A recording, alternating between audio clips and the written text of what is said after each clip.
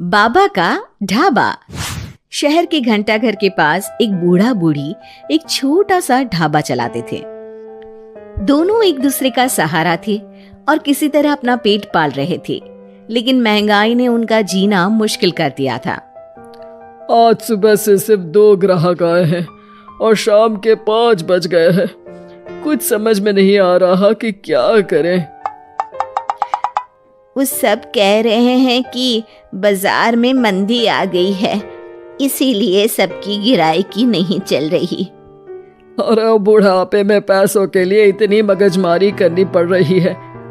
अभी तो हाथ पैर चल रहे हैं तो काम धाम हो जाता है, बिस्तर पर आ गए तो पता नहीं कैसे चलेगा। बेटा बेटी सब छोड़ के चले गए हमको, बस गरीबी ने नहीं छोड़ा। भगवान के घर देर है अंधेर नहीं, सुनते सुनते हमारी आंखों में अंधेरा छा गया। कल भी बचा हुआ खाना कुत्तों को देना पड़ा था, आज भी यही करना पड़ेगा। रोज की तरह आज भी ग्राहकी नहीं हुई थी। रात को बाबा और अम्मा सड़क किनारे बने अपने ढाबे में ही सो जाते हैं। अगले दिन सुबह सुबह ही एक ग्राहक आ जाता है। बाबा जरा एक चाय और एक कचौरी तो देना। जी भैया, अभी गर्मा गर्म कचौरी तल के दे रहा हूँ। एक ही चाहिए बेटा? आपके साथ आई मैडम जी नहीं खाएंगी क्या? नहीं, मैं ये सब रोड की चीजें नहीं खाती हूँ, आप इन्हें ही खिला दो। और जल्दी करो ना, रितेश मूवी जाने के लिए लेट हो रहा है। अरे बाबा, लाल चटनी ज्यादा डालना। हाँ। लेकिन उसके बाद फिर पूरे दिन कोई ग्राहक नहीं आता और फिर से सारा खाना वेस्ट हो जाता है। ये सिलसिला कई दिनों तक चलता है और तभी एक दिन एक लड़का वहां अपना मोबाइल लहराते हुए पूछता है, हेलो दोस्तों, कैसे हैं आप सब? ठीक ही होंगे, मैं भी ठीक हूँ। और आज हम हैं किशनगंज के बाबा के ढाबे पर। चलिए देखते हैं कि बाबा क्या क्या बनाते हैं। बाबा, तो आज क्या खास बनाया है आपने? अरे भैया जी, आज ये समोसे बनाए हैं, कितने बांध दूं आपको?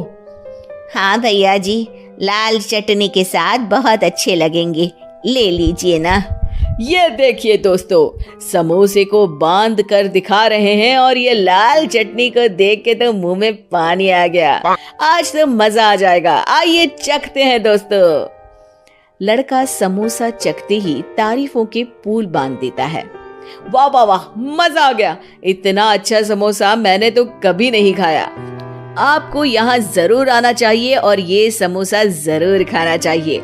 और एक चीज, ये देखो, ये रोड साइड पर इनका ढाबा है, इनकी हेल्प तो होनी ही चाहिए।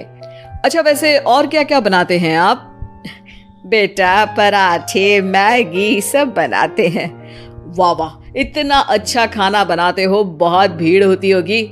अरे नहीं बेटा, कोई नहीं आता हमारे ढाबे पे, पैसे पैसे को तरस गए हैं। अरे आप रो क्यों रही हैं? रोइए मत, क्या हो गया है? अरे बेटा, कुछ बिकता ही नहीं है, आधे भाव में चीजें बेच रहे हैं, प्यार से बना रहे हैं, फिर भी। तो आप दोनों ही हैं? कोई बच्चे नहीं है क्या आपके?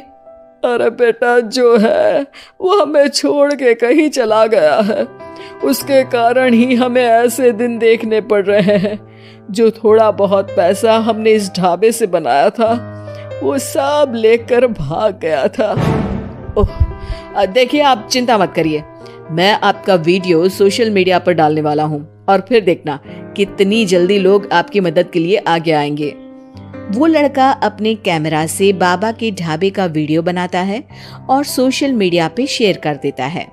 वीडियो बहुत तेजी से वायरल हो जाता है और कुछ ही घंटों में वीडियो में दिए अकाउंट में करीब 1 लाख रुपए जमा हो जाते हैं। लड़का अगले दिन फिर ढाबे पे जाता है। बाबा, आप रोइए मत, पब्लिक ने आपका सारा दुख दूर कर दिया है, आपके खाते में 1 लाख रुपए आ गए हैं। अब टेंशन लेने की कोई बात नहीं है, टेंशन भूल जाइए और मजे कीजिए। अरे बेटा, तुम्हारा हम कैसे धन्यवाद करें, तुम्हारे कारण इस दुकान पर आज इतनी भीड़ लगी है, वरना हम दोनों ने तो उम्मीद ही छोड़ दी थी। हरा जुग जुग जियो बेटा, तुमने आज एक गरीब का भला किया है। भगवान तुम्हें बहुत तरक्की देंगे। बाबा की कहानी सोशल मीडिया के बाद टीवी पर भी फेमस हो जाती है और टीवी पर बाबा का बेटा उनकी कहानी देख लेता है और उसकी नजर बाबा के खाते में आए रुपयों पर पड़ती है। 1 लाख रुपया, वो भी एक दिन में? अरे ऐसा ही चलता रहा तो ये दोनों तो करोड़पति हो जाएंगे और मैं ऐसा ही रह जाऊंगा। लगता है यही समय है इनके पास वापस जाने का। 2-3 इमोशनल डायलॉग चिपका दूंगा, दोनों मान जाएंगे। और ये देखकर बाबा का बेटा उनके पास वापस चला जाता है। अब बाबा मैं आ गया बाबा, अब मैं आ गया हूँ, आप चिंता मत कीजिए, मैं आपकी पूरी मदद करूंगा। अब तो मेरी आंखें खुल गई है बाबा। अरे बेटा, कितना याद करते थे तुझे मेरे लाल। अपने बूढ़े माँ बाप को छोड़ के अब कहीं मत जाना। अरे नहीं माँ, तब तो मेरी मजबूरी थी, लेकिन अब नहीं, मुझे माफ कर दीजिए माँ बाबूजी। बाबा काफी नरम दिल के इंसान थे और बेटे के आने की खुशी उनके लिए पैसों से कहीं ज्यादा होती है। वो अपने बेटे को माफ कर देते हैं।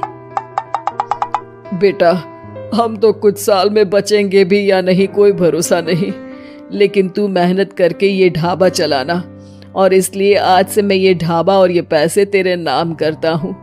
अब हमारी तो उम्र हो गई है, अब तू काम करना और हम घर बैठकर खाएंगे।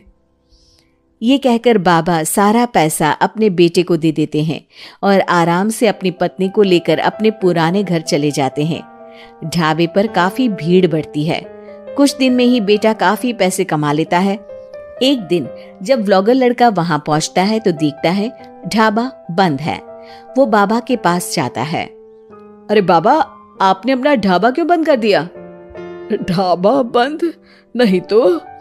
वो लोग वहां जाते हैं तो पड़ोसी बताते हैं कि ढाबा तो पिछले 4 दिन से खुला ही नहीं। बाबा ढाबे को अपने पास रखी चाबी से खोलते हैं तो देखते हैं कि ढाबे में एक बर्तन तक नहीं है। बाबा सर पकड़कर बैठ जाते हैं। हमारे बेटे ने हमें फिर से बर्बाद कर दिया। पर हमारे पास तो वापस बर्तन खरीदने तक के पैसे नहीं है। बर्तन भी बेचकर खा गया होगा नालायक। बाबा आप चिंता मत करो, आप काफी फेमस हो, लोग फिर से आपकी मदद कर देंगे। बस इस बार अपने बेटे को दूर रखना ढाबे से। अब की बार बाबा ढाबे पे एक बोर्ड लगवाते हैं जिस पर लिखा है सिर्फ बाबा का ढाबा। ये सिर्फ क्यों लिखवाया है जी? ताकि अपने बेटे को पता चले कि ये सिर्फ उसके बाबा का है, उसके लिए अब यहाँ कोई जगह नहीं।